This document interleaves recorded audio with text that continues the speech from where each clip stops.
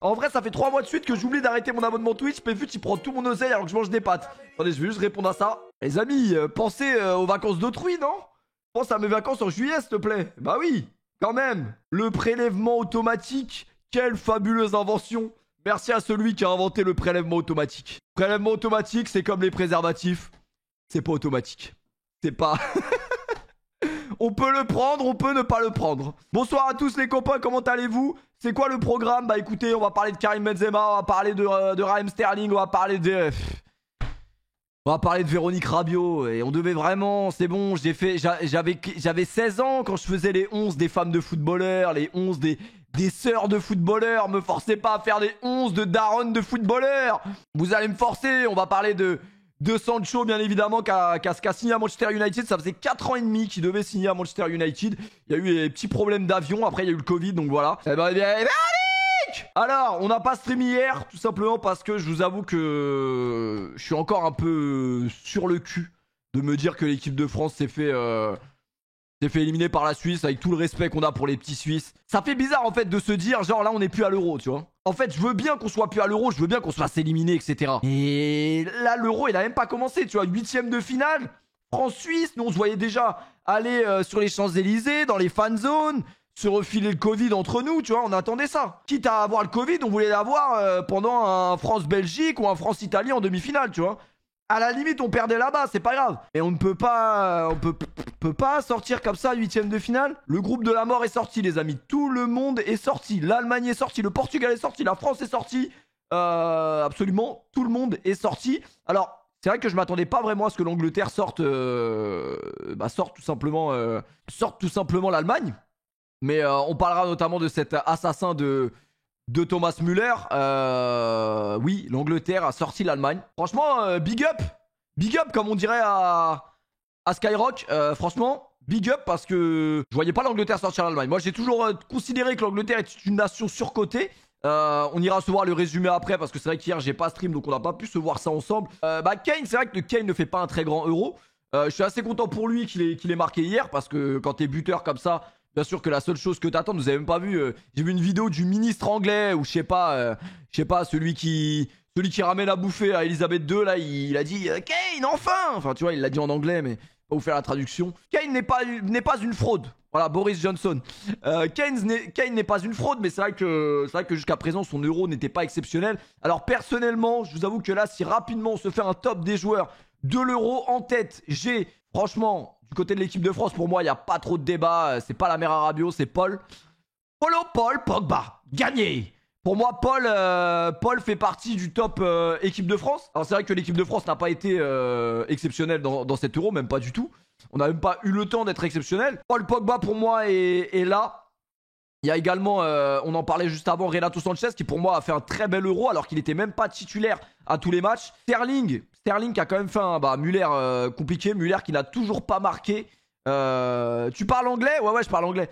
Müller qui n'a toujours pas marqué à l'euro. Cependant, on regardait les top buteurs en Coupe du Monde et on était assez étonnés avec un pote à moi. On était assez étonnés de voir que Müller avait quand même plus de buts en Coupe du Monde qu'un certain Cristiano Ronaldo ou qu'un certain Lionel Messi. Spinazzola, je suis assez d'accord. C'est vrai que du côté de l'Italie, je pense que Spinazzola est dans la discussion. Forsberg également, que j'ai beaucoup aimé sur cet euro, que j'ai trouvé incroyable. Bien sûr, il y a Schick. Patrick Schick, on le voyait pas arriver avec 4. Combien il a 4 buts là déjà. Donc voilà, très très bel euro.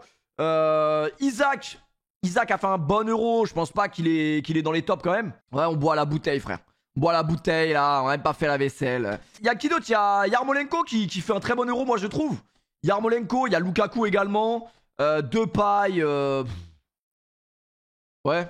Après, dans tous les cas, on pourra pas décerner le titre de meilleur joueur de l'Euro à une équipe qui est sortie en 8ème. Tous les Allemands, les Portugais, les Français, ça dégage. Voilà. Alors moi, j'aurais eu besoin d'une petite explication par rapport à ce jeune homme là à gauche.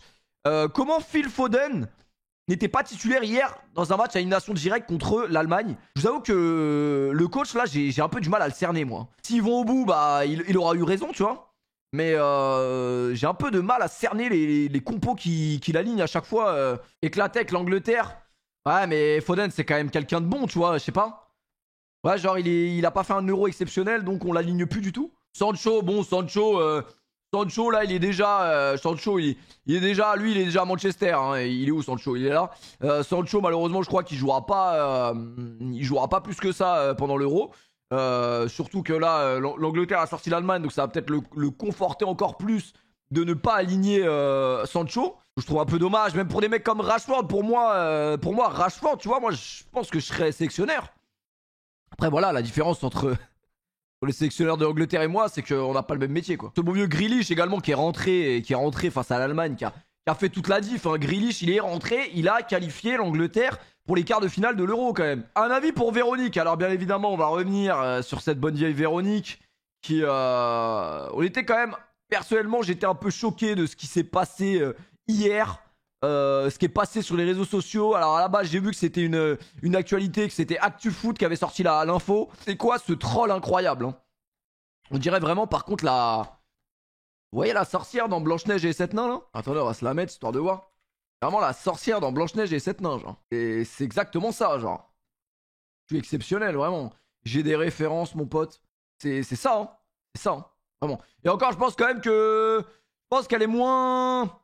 Elle est moins démoniaque dans les 7 nains, tu vois. Elle a été embrouillée Wilfried Mbappé. T'as vu le crâne qu'il a, Wilfried Mbappé? Faut avoir quand même un culot incroyable. Alors on va se regarder cette image-là vite fait en caméra isolée. C'est moi qui ai filmé, vous inquiétez pas. Véronique Rabiot qui fout la merde dans les tribunes avec les familles de l'équipe de France. Ça c'est quand même incroyable.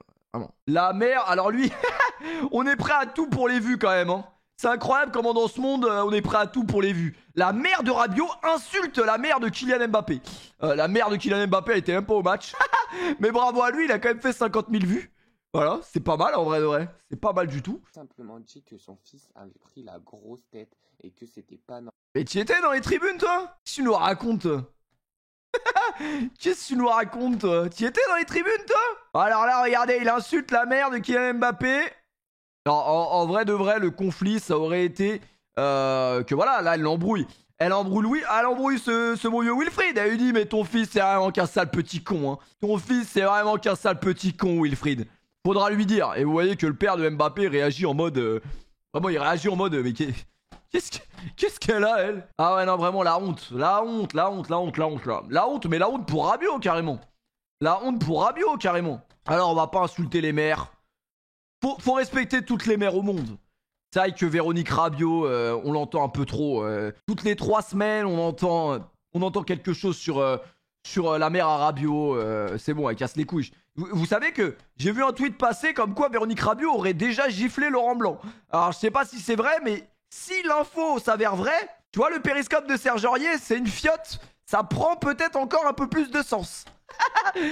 Si la daronne de Rabiot, elle a giflé Laurent Blanc au camp des loges.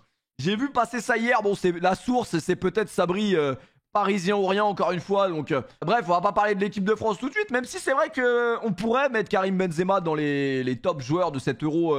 Oui, on pourrait. Alors après, c'est vrai qu'il finit avec 4 buts.